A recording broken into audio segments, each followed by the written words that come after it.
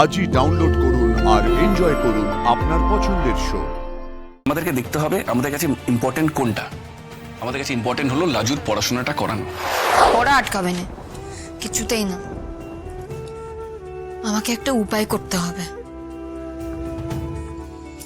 কলকাতায় থাকার আমার একটা উপায় করতে হবে। অনু দিদি আমাকে বলেছিল কলকাতায় একখানা হস্টেলের জোগাড় করে দেবে। সে কথা কি তার মনে আছে? হ্যাঁ, তুই অনুদিদিকে ফোন কর। হ্যাঁ, এইসব ঝামেলার মাঝে সে কথা হয়তো তার মাথা থেকেও উবে গেছে। তুই এক্ষুনি কথা বল, ফোন কর। এই নে, কথা বল। কি গো হবু ডাক্তার, অনুদিদিকে তো ভুলেই গেছো, কথাই বলো না আজকাল।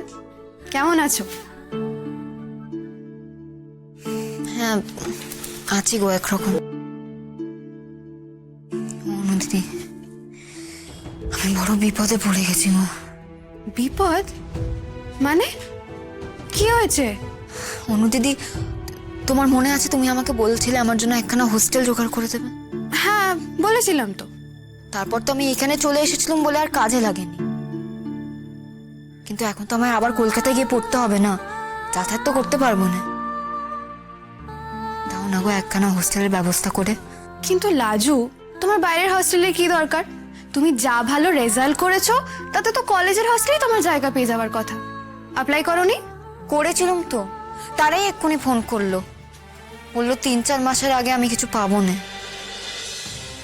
3-4 মাসের বাদে ওই নাকি লিস্টে যেমন যেমন নাম আছে তেমনই হোস্টেলের সিট পাওয়া যাবে।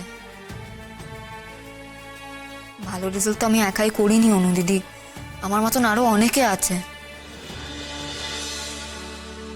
আর আমার আগে থেকেই অনেকে হোস্টেলের জন্য ফর্ম ফিল আপ করে জমা দিয়ে দিয়েছে। তাই ঠিক কতদিন পরে তারা হোস্টেলে আমাকে জায়গা দিতে পারে সেটা এখনো তারা বলতে পারছে না। সে কি গো, তবে তো মুশকিল হয়ে গেল। এর মধ্যে তোমার ক্লাসও নিশ্চয়ই শুরু হয়ে যাবে। হ্যাঁ গো, ক্লাস শুরু হয়ে যাবে, আর আমার টাকার জায়গা নেই।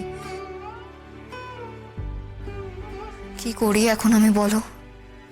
দোহাই তোমার অনু দিদি, তুমি আমাকে একখানা মাথা গোজার মতন জায়গা খুঁজে দাও।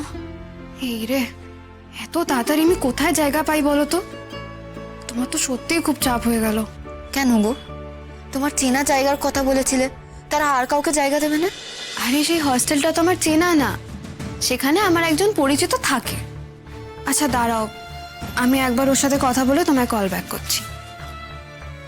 তুমি চিন্তা করো না, একটা না একটা ব্যবস্থা নিশ্চয়ই হয়ে যাবে। ঠিক আছে, আমি ওর সাথে কথা বলি, তোমায় ফোন করছি। বাই।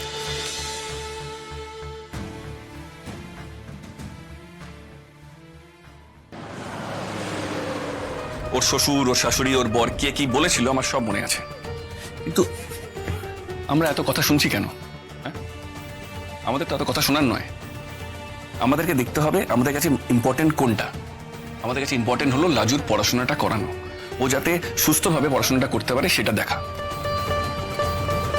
হোস্টেল পাওয়ার ব্যাপারে না অনেক জায়গায় পলিটিক্স চলে, সব পলিটিক্যাল পার্টির কোটা থাকে। দালালদের টাকা দিলে সব সিট পাওয়া যায়। এইসব করে না লাজু কোনোদিন হোস্টেল পাবে না। তাহলে কি হবে? ওর পড়া হবে না।